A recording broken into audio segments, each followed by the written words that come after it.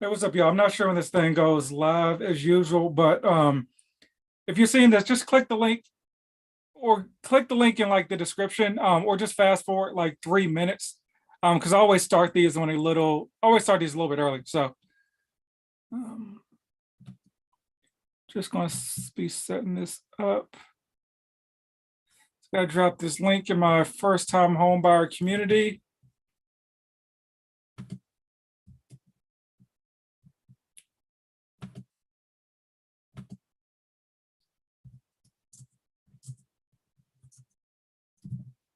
Link for tonight's live.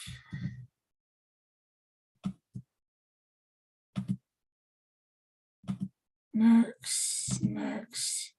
Yeah, so this is part of my first time home buyer school. I do these every Tuesday at 8 p.m.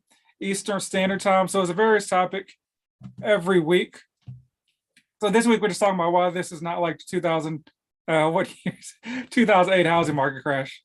And so I'm going to go into a little bit of information on that. I'm basically going to cover some stats, as you can see via the chart in the background, right? About to go live on Instagram as well.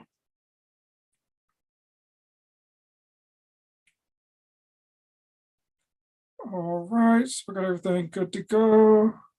Going live in about 2 minutes. Why this market is not like 2008.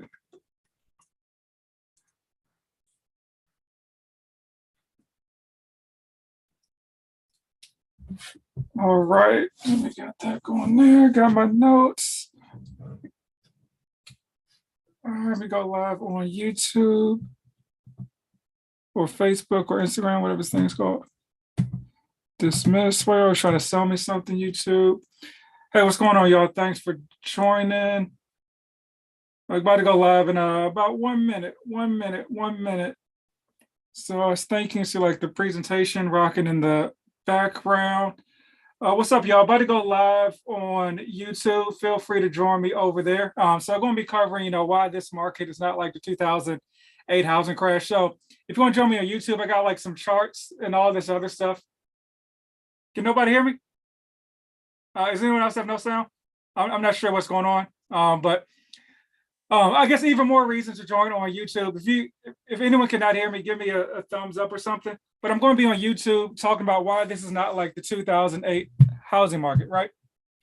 And so got a couple of charts, got some data I'm going to run through with you all. So click the link in the bio. Okay, cool, awesome. So click the link in the bio and join on YouTube. It'll be a lot easier to follow. Okay, awesome. Okay, so just, I guess whoever that was, turn off the volume on your screen or your listening device.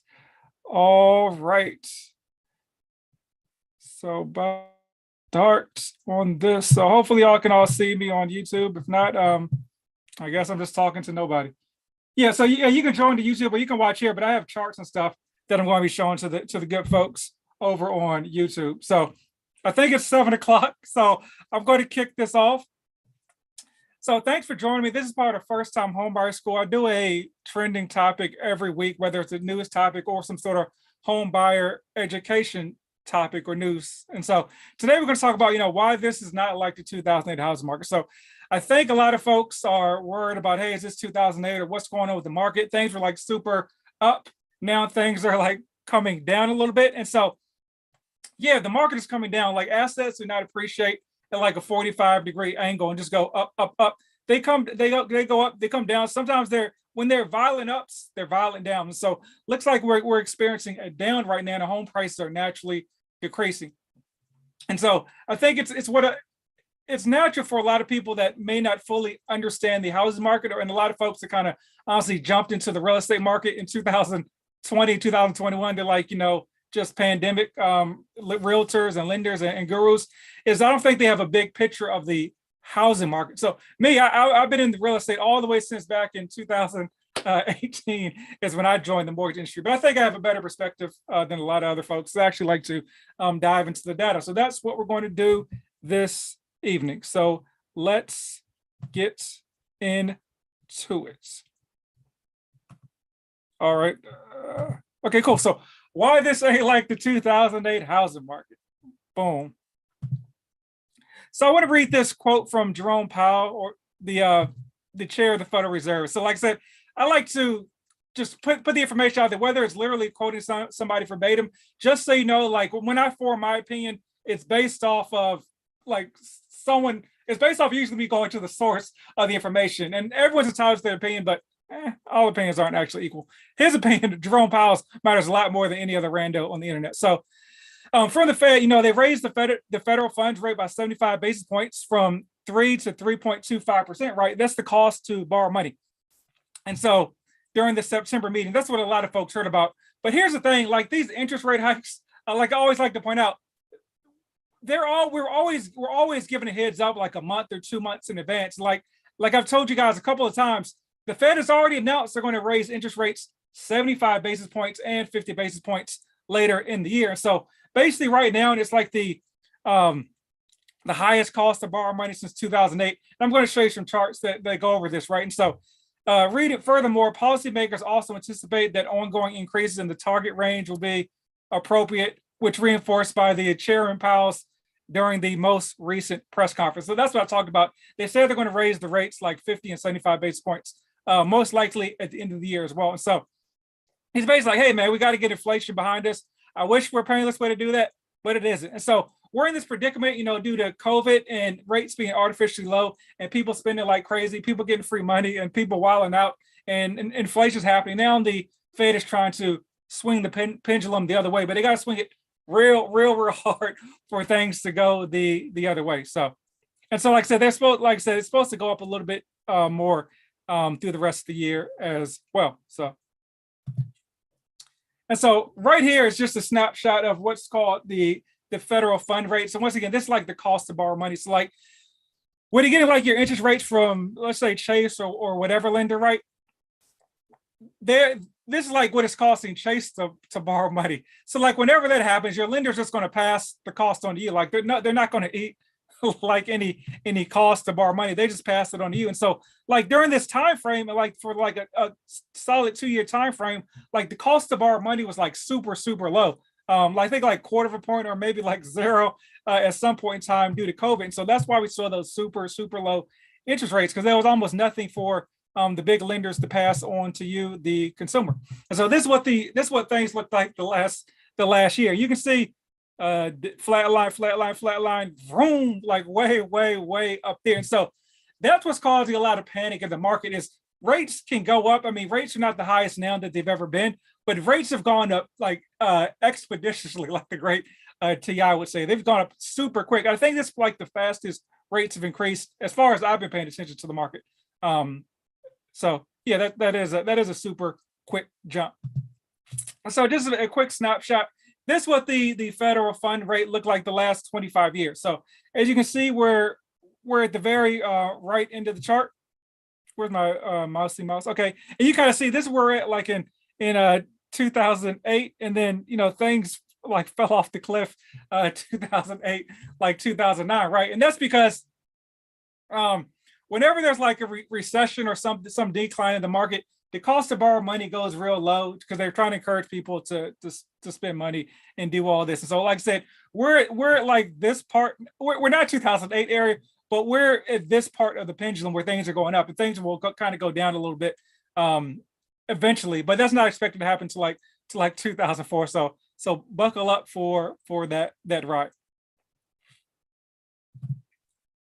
And so it's important. I want to show you like where interest rates have been the last month. So this is probably what you've heard, like, rates are on like the 625 threshold. I think they were hit like 7% at some point. And you kind of see they crept up since February. I remember in this forward time frame right here, folks sitting around waiting like, oh man, I hope rates are going to go back down to 2 and 3% because they had this inflated or this skewed view of the housing market, because there were a lot of uneducated people like these pandemic gurus talking about rates are going to go back to the 2s and 3%, when anybody that knew half a thing about real estate know that was just kind of a blip in the radar. So don't listen to pandemic gurus when it comes to real estate.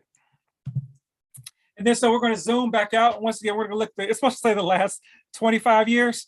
Oh, no, excuse me, the last year. It does say the correct thing right there. And so this is how rates have gone the last year. And once again, this is how rates were low in that October to all the way up to kind of that January-ish time frame. And then, it took off like a rocket right there, right? And then so once again, we're going to zoom back out. This is what rates have looked like the last 25 years. So it's a little perspective. And so you can kind of see if we want to look back where things were in 2000, the 2008 timeframe. I'm trying to get this stupid zoom bar out of my way, which you can't see, but it's in my way. Okay, whatever. Oh my goodness. All right, so anyway, the zoom bar is just gonna be in my way. You guys can't see it. And so this is just historically what rates have been doing like the last, 25 years. You kind of see they go up, they go down, they go up, they go down, peaks, valleys, peak valleys, peak valleys. And once again, this was just once again, that 2020, 21 was just a artificially low snapshot of time. Like that's not normal stuff that goes on in a normal market. So all right, and so going to look at a couple things here. We're going to look at like home prices. We're going to look at inventory, and we already looked at rates from like 2008 to 9, just so we can get a little bit of perspective for this conversation, right? And so here, home prices the last 25 years. I've showed this chart a couple of times, but this is why I always say like home prices like go up. When I say that, folks go, well, home prices are going down now. Well, yeah, duh. When I say home prices always go up, what I mean is that historically, if you put a line, like a straight line, prices just go like this. They're going to have their peaks and valleys, just like any asset group has. But this is what happens with home values, right? And so you kind of see just kind of this normal up, down, up, down, up, down, but more ups and down, ups, down, up, down. But then vroom, once again, right here. And so that's what's kind of happening with the market. It's kind of correcting itself now due to that quick like skateboard ramp type takeoff when it comes to the housing market. And so that's where it kind of experiences like that little bit of correction right now. And so once again, for perspective, like I say, when folks talk about a housing market crash, you always ask folks like, what is your definition of a crash? And typically it's just a deer in the headlights, or people start drooling because they don't have an actual definition, right? They just think it's a catchy thing for people to say. So when you're talking to me, when I'm saying, hey, what's a housing market crash? I'm saying a housing market crash is home prices going down to where they were 2 years ago, or a 20% decline. So we're talking about, in my perspective, a housing market crash, home prices have to hit, where my mouse at? Home prices have to hit this place right here. That would be a ridiculous drop. Once again, during the 2008 housing crash, global financial crisis, it was only a 19.7% decline. So like that's why I always say, like, if you thinking home prices are going to decrease past 2008 levels, like I need to understand why you think they're going past 19.7%. Like what is your source of information? If you got one, let me know. I'll do some research on it and maybe do a presentation. And once again, this is what inventory looks like, because once again, just think about basic economic supply and demand. So if the supply is low, prices go up. And so the demand was high once again during the last couple of years because rates were so low. But like I say, you can kind of look at where inventory has been basically decreasing right now. And so inventory dropped very, very much due to COVID, supply chain issues. And we're kind of picking up on inventory. But as I last saw, I got to get an updated number because I've said this the last couple of presentations, but we're at like 3.3 months of inventory when I last looked, I think 2-3 weeks ago. And so as a point of reference, like 6 months is like a neutral market, between like a buyer's and seller's market. So we're not like there yet when it comes to like housing stuff. And so once again, this is just data. This is not my opinion. This is just information that I've actually pulled from a website. And I actually pulled it from this website. If you ever want to look at data, this is a super dope website to look at, tradingeconomics.com. Pretty much every single chart you've seen, I pulled from their website because I put it because I want to see what the data's saying. Like, I don't like to say what, Jenny or Tom in the lunchroom said. Like, I want to see what are the numbers actually saying, right? So that's what I'm formulating my opinion on. And so My opinion can change if there's new data that comes out, but I'm just looking at the number and the data is right. So be mad at the information, not me. Okay. And so another thing that drives home prices. So the number one thing that drives home prices. 'Cause I actually did a presentation on this a few years back, and it kind of shocked me, but it's kind of like duh when you step back and think about it. Is employment, right? So when people have jobs, they're financially stable. They buy real estate. They want to buy homes. They want to buy somewhere to live. They want to be stable. That's just what all the information says. So the only thing that truly drives home price and home values is the employment level. So if you look back at a chart for like interest rates, and I wish there was a way, maybe I'll do it next presentation, is I'll put like the home price chart right next to the interest rate chart. You'll see there's no correlation between like the home prices and interest rates. So yeah, I'll try to put that together next presentation maybe. And so U.S. unemployment rose to 3.7% in August 2022, the highest since February, as and above market expectations of 3.7. So if we start to see unemployment increase, that will have a drastic impact on home prices, coupled with like this historic increase in like interest rates, right? And so that's one thing that will potentially drive the housing market as well. And so any questions, I'll answer those at the end of the presentation. I can kind of see when you guys are typing questions on Instagram, whatever, but I'm not in a position to answer those till the presentation's over. And also just drop them on YouTube. It's easier for me to find them there, right? And so it looks like more folks are actually joining the housing, or not the housing market, the employment line as well, and getting jobs is what the data says, right? And so just a snapshot of employment, the last year. And so you can kind of see more people or less people are becoming, unemployed. So more people are getting jobs, right? And so like that's one of the reasons like the White House is like, we're not in a recession, because actually there was actually jobs being introduced to the economy, and there were less people that were becoming unemployed during that time frame, right? And so just zooming out, looking at data, obviously this was during like COVID, this big spike in unemployment, which is once again why the Fed lowered that cost to borrow money so low. Unemployment the last 25 years, you kind of see where we are now versus like 2008 time frame. So this is 2008. A lot of folks didn't have no jobs. Unemployment is zoomed up right there. We're right here, well below any level in those early 2000s, right? So let's look at that. That's another data point as far as employment, right? And so once again, we'll just follow the numbers, on a weekly basis and see what's what. This was another interesting chart I found as well. So it's household debt service payments as a percent of disposable personal income. And so you kind of see what percent of debt is going towards income. Apparently Aaron Judge hit a 60-second home run. Not sure I'm getting an update on that, but big shout out to him if you're a Yankees fan. And so you kind of see where here we're like just a little bit over 9%, right? So well under any kind of time frame in the 2000s, right? All right, so let's look at some more data. So going to go over like three important charts that I think will encapsulate what's going on now versus 2008. And so right here, this is all a due to trying to basically tamper or dampen down inflation, right? So the Federal Reserve has a dual mandate from Congress. One, they want to maximize employment, right? I kind of showed you those charts, and they want to stabilize prices, inflation. But as long as inflation remains above the Fed's target 2%, I think we're at like 7 or 8% right now. Powell, the head of the chair, says the latter will be the central bank's main focus. So the latter being stabilizing prices, even if it means pushing the economy into a recession to achieve it. He didn't say the recession part, but that's what this article in Fortune said. And they're a great source of information as well. So will this be like 2008? Let's get into these three charts. All right, so one, let me move my picture.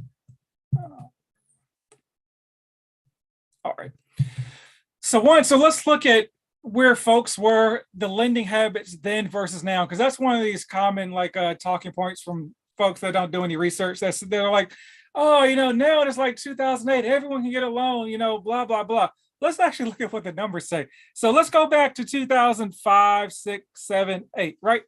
And so let's look at what the chart says. Like I said, don't be mad at me. Just look at the information. So look at the percentage of people with a 620 score during that time frame compared to now. Like it's barely compared to like the last almost the last 10 years. Like it's very few people with poor credit are getting loans from these institutions, right?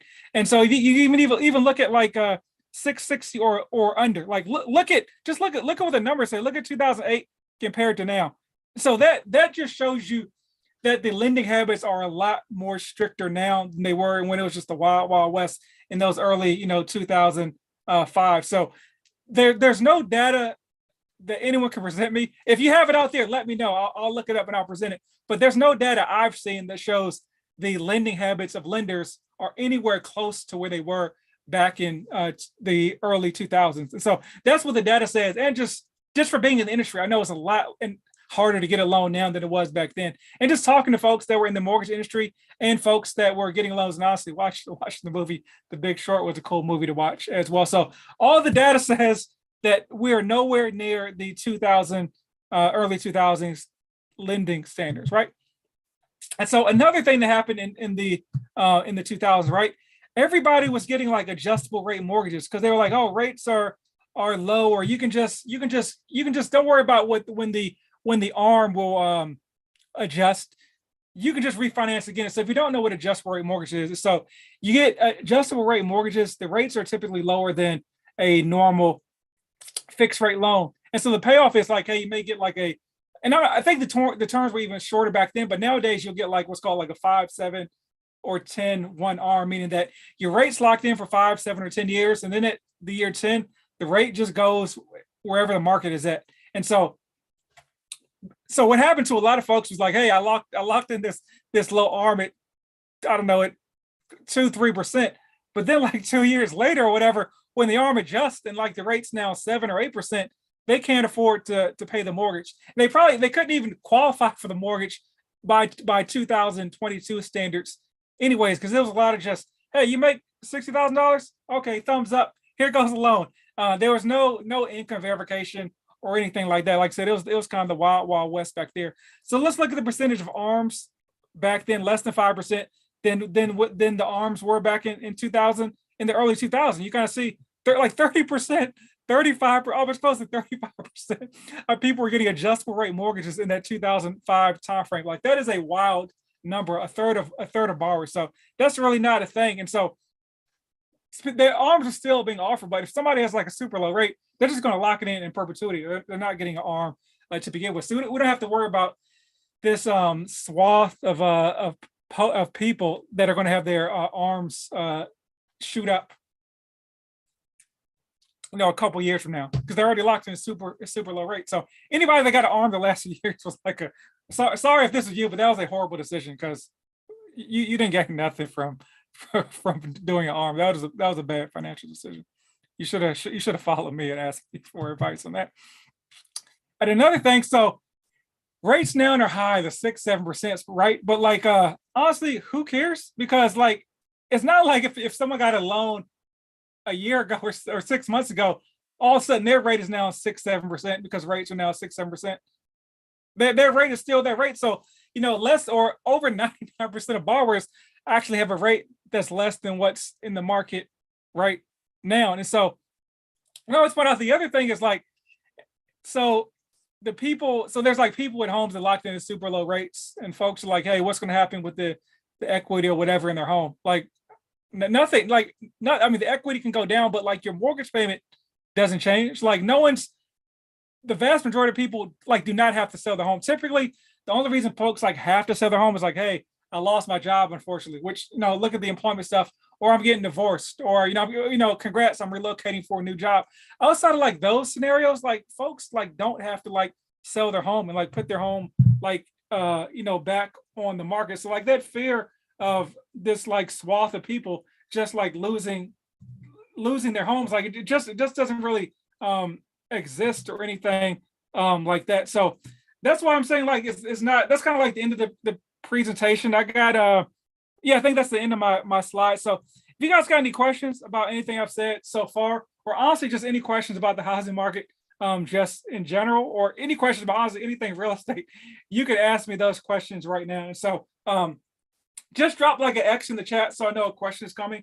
So I'm not just kind of sitting here waiting for a question that may never come. Because I'm on like a time delay when I'm on Zoom. I'm actually like 10 seconds ahead of you guys. So if y'all got questions, drop them in the chat. If you enjoyed the presentation, feel free to put a thumbs up. That boosts my morale, one. And then two, it lets YouTube know that, hey, this is good content. We're going to show it to some other folks. So feel free to do that if that floats your boat. So once again, if you guys got any questions about the housing market, just general real estate questions, feel free to let me know. If not, I'm going to count down from 10, and then I will exit this Instagram or this YouTube live presentation. So cool.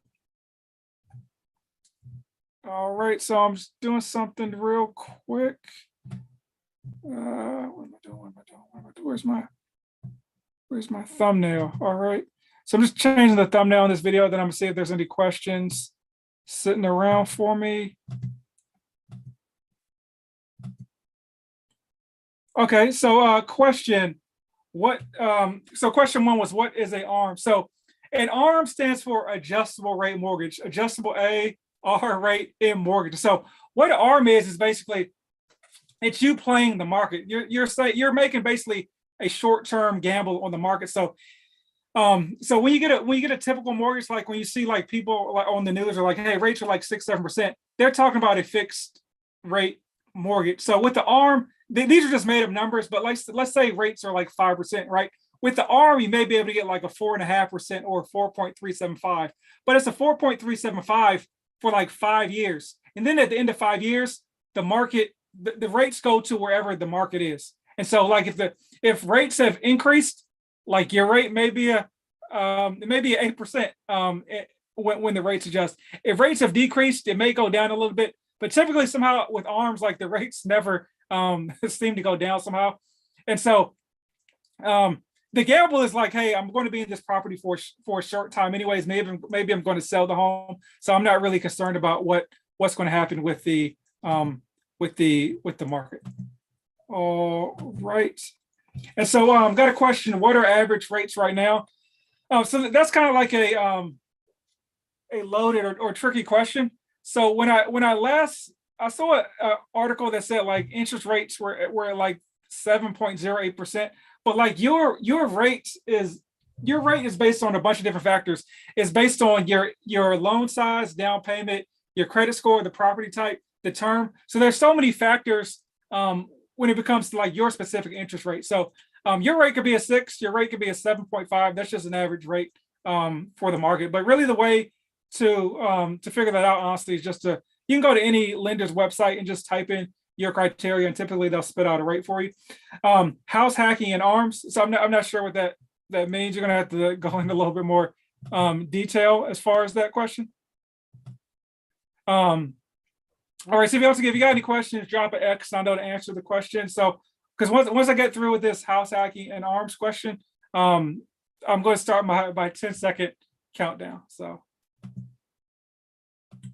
or I guess I'll start the 10-second countdown if I get an explanation on this question. So, but while you all are here, I'm doing another live presentation on Thursday, going over like credit, basically mortgage specific like credit tips, because I think there's a lot of folks that like talk about credit repair, but they don't have any like practical experience, honestly, with credit or really practical experience with the industry that they're trying to repair your credit for. Because I just see so much bogus stuff when it comes to credit repair. So I'm going to do like a mortgage specific credit thing, but you have to sign up on the link in my bio on Instagram and to sign up for the Zoom thing. So, okay, so would an ARM loan be a good idea for someone interested in getting into house hacking? Honestly, probably not. I've never been a fan of ARMs. So with the whole thing with house hacking, your goal is to keep the property for an extended amount of time. And so you're basically banking on the ARM like not adjusting. you're basically banking on the interest rates in the future not being lower than they are now. And so here's the thing: like if you have a good rate and your house hacking, you're going to own that property for a long amount of time. And so to me, just lock in the rate with whatever the market's at right now. Because here's the thing: like if rates go down, you can always just like refinance. So I've never been a fan of ARMs unless you're for some reason you're 100% positive that you're going to be like moving or selling that property like in like 5 years or whatever shorter, whatever the shortness of the arm is for 1 year. So you talked about 12 doors and 12, yeah, 12. So yeah, in the 12 doors and 12 years. So yeah, you actually got to keep all the properties. So no, honestly, I don't really ever recommend an arm. In 7 years in the mortgage industry, I think I've done like 2 arms. It's just they just don't make a sense a lot of times, in my opinion. Hopefully that answered your question. Or anybody else got any questions? Once again, if you got a question, drop an X so I know a question's coming. If not, I will roll out of this presentation. And so if you got some value, once again, feel free to give you guys a thumbs up so YouTube can know I did a good job and other folks I can expand my reach. And the more reach I get, honestly, I'll do a lot more of these videos. Maybe do them like every day of the week if you guys find them valuable enough. So, all right. So we don't got any questions. I'm going to start my 10-second countdown. All right. 10. Appreciate it. 9, 8, 7, 6, 5. Going. So once again, drop X if you got questions. Oh, because I've got 4 seconds left. 4, 3, 2, 1. All right, appreciate you joining me. I'm staying for another 10 seconds because it's on a time delay. But once that 10 seconds is up, I'm out of here. So thank you all for joining me and join First Time Home Buyer School link in the okay at the buzzer. We got an X. All right, I see it. So what you got for me?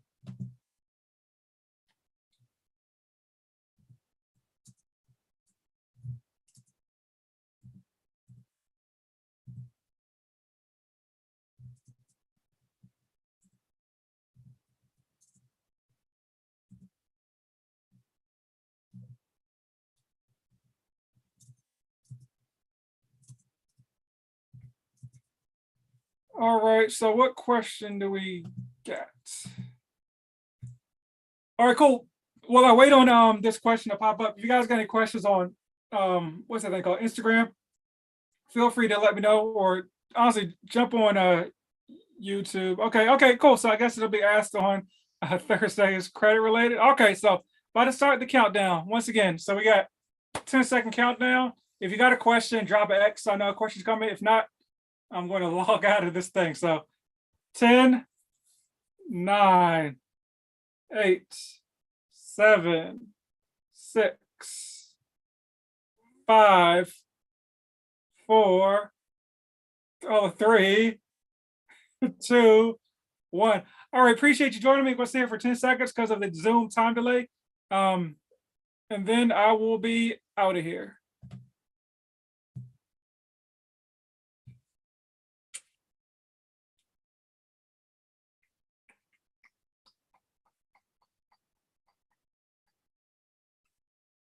All right, so cool. Appreciate y'all joining me. I am out. Once I figure out how to close out this Zoom thing.